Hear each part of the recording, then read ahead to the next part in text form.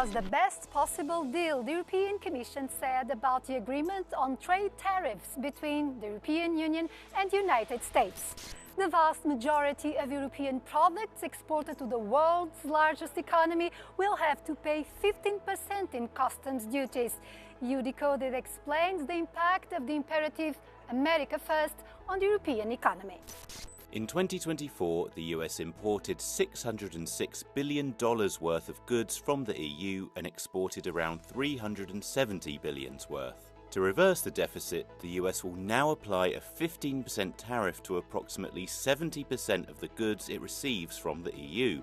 The auto industry is one of very few sectors viewing this positively, since it will pay 15% instead of the 27.5% imposed at the beginning of Trump's term. By contrast, steel and aluminium will continue to be levied at 50%. The parties agreed that tariffs will not apply to some strategic sectors for both blocs.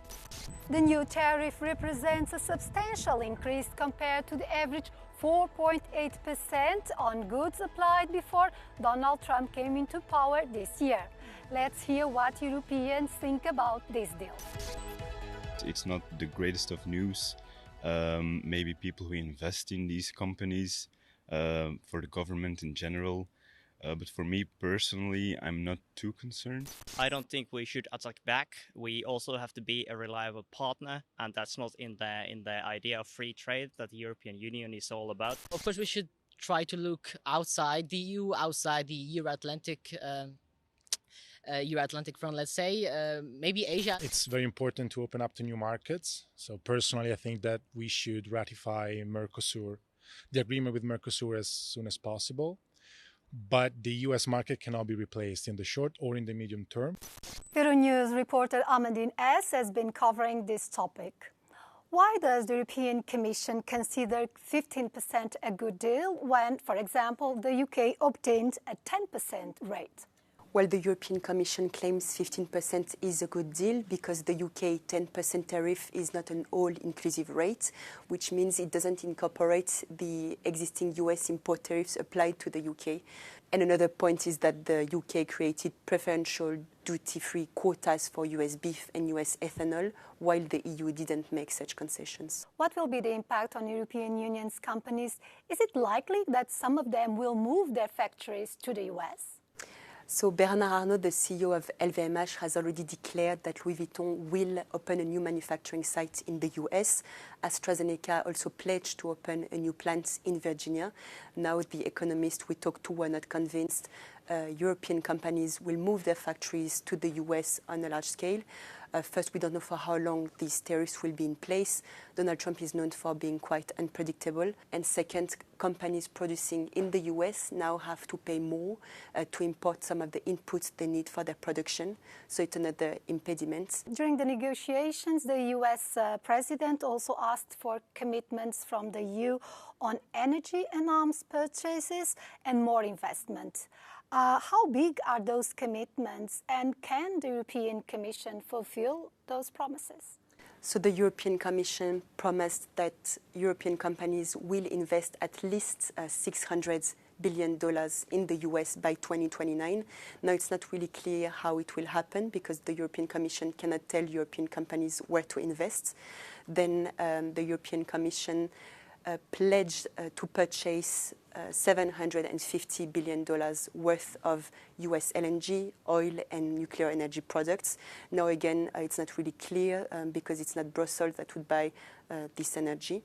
And Donald Trump claims the EU will purchase American weapons, but Brussels is not competent for arms procurement. So again, big question mark.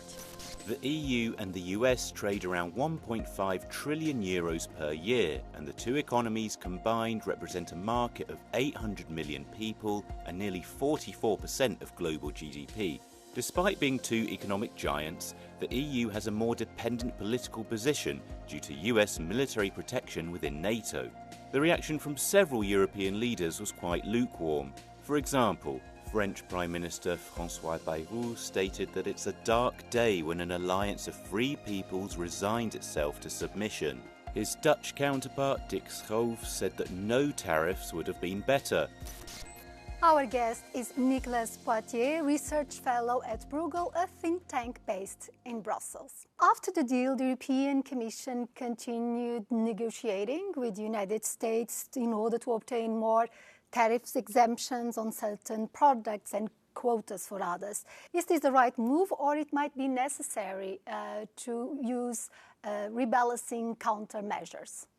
So far, the Europeans have shied away from this. They announced countermeasures with the intention also kind of to bring the United States to the negotiation table. I think if we would see countermeasures, they would really depend on basically to which extent this agreement will unravel. We could see something that's very limited and that's also really targeted on specific products where the pain is very big for the US, but relatively small for the EU. If we see something like a big unraveling of the agreement, that will not suffice. And then we might see measures that actually also are very detrimental for the European Union itself. So the French government advocates the use of the anti-coercive instrument, which would prevent American companies from accessing European public procurement. What would be the implications of that? Even though the European Union has a trade surplus when it comes to goods, it has a deficit when it comes to services. All the digital services that we use, Facebook, Google, they are American services. And there was this idea of targeting them specifically, and the anti-coercion instrument would allow that.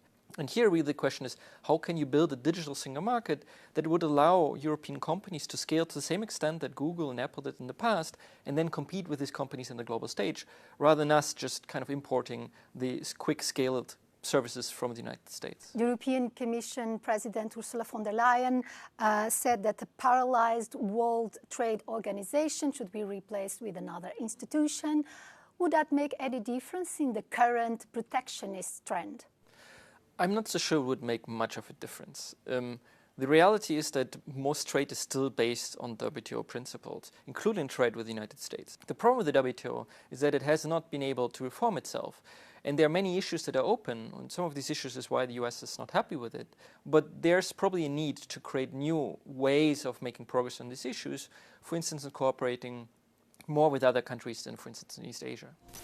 The European Commission has a mandate to negotiate trade deals on behalf of the entire bloc, but this needs to be approved by the EU member states, which could be a difficult process. On the other hand, the President Ursula von der Leyen emphasized that the EU has signed 76 trade agreements and intends to have new ones. This strategy is enough to offset this blow by the US remains to be seen.